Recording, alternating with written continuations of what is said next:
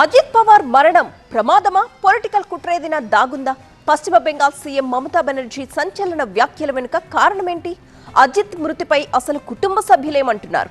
ప్రమాదంపై డీజీసీఏ ఏం చెప్తోంది? అసలు ఫ్లైట్ క్రాష్ విఎస్ఆర్ సంస్థ ఇస్తున్న క్లారిటీ ఏంటి? ప్రజల రియాక్షన్ ఏంటి?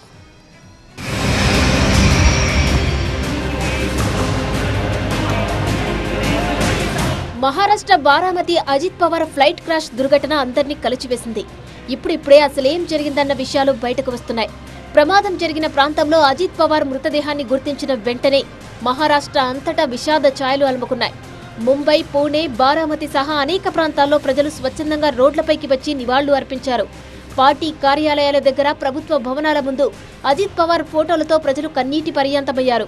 డీజీసీఏ ఈ ఘటనపై విచారణ చేస్తోంది. విమానం టేకఫ్ అయిన క్షణం నుంచి చివరి సిగ్నల్ వరకు మొత్తం డేటాను సేకరించింది. బ్లాక్ బాక్స్ ను ప్రత్యేక బృందాలు స్వాధీనం చేసుకున్నాయి. ఫ్లైట్ రూట్, వాతావరణ పరిస్థితులు, పైలట్ కమ్యూనికేషన్, ఏటీసీ అనుమతులు, ఇలా ప్రతి అంశాన్ని సూక్ష్మంగా పరిశీలిస్తున్నట్లు డీజీసీఏ వర్గాలు తెలిపాయి. ప్రాథమికంగా సాంకేతిక లోపంతోనే అజిత్ పవార్ విమానం ప్రమాదం జరిగి ఉండొచ్చని అనుమానిస్తున్నారు. బారామతి ఎయిర్పోర్టుకు చేరకముందే విమానం కుప్పకూలింది. రన్వేకు 100 అడుగులకు ముందే విమానం క్రాష్ ల్యాండింగ్ అయింది. చివరిసారిగా ఫ్లైట్ రేడర్లో కనిపించిన సమయంలో కూడా ఎత్తు, దిశ పరంగా అసాధారణ మార్పులు నమోదు కాలేదని తెలుస్తోంది. అయితే తర్వాత కొన్ని సెకండ్లలోనే ఫ్లైట్ రేడర్ సిగ్నల్ పూర్తిగా కోల్పోయినట్లు అధికారులు చెబుతున్నారు. ఆ క్షణాల్లో ఫ్లైట్లో ఏం జరిగిందన్నది ఇప్పటికీ నిర్ధారణ కాలేదు. ఇంజిన్ ఫెయిల్యూరా, కంట్రోల్ లాస్నా, మెకానికల్ సమస్యనా, లేక మరేదైనా కారణమా అన్నది తెలియాల్సి ఉంది. మరోవైపు విమానంలో ఎలాంటి సాంకేతిక లోపం లేదని విఎస్ఆర్ వెంచర్ గ్రూప్ స్పష్టం చేస్తోంది. అయితే ఫ్లైట్ క్రాష్ పై రాజకీయంగా పలు అనుమానాలు వ్యక్తమవుతున్నాయి. ఇది కేవలం ప్రమాదమని నమ్మడానికి వీల్లేదని, మహాయుద్ధ నుంచి బయటకు రావాలని అజిత్ పవార్ యోచిస్తున్న సమయంలోనే ఇలా జరగడం పలు అనుమానాలకు తావిస్తోందని పశ్చిమ బెంగాల్ సీఎం మమతా బెనర్జీ సంచలన వ్యాఖ్యలు చేశారు. అన్ని కోణాల్లో ఎంక్వైరీ జరగాలని ఆమె డిమాండ్ చేశారు.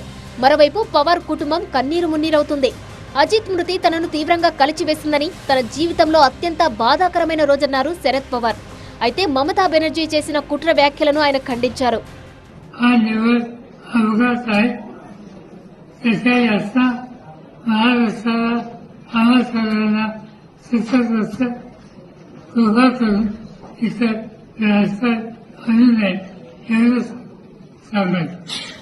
మరోవైపు మహారాష్ట్ర సీఎం ఫడ్నవీస్ తో పాటు డిప్యూటీ సీఎం ఏక్నాథ్ షిండే అజిత్ పవార్ కుటుంబ సభ్యులను పరామర్శించారు.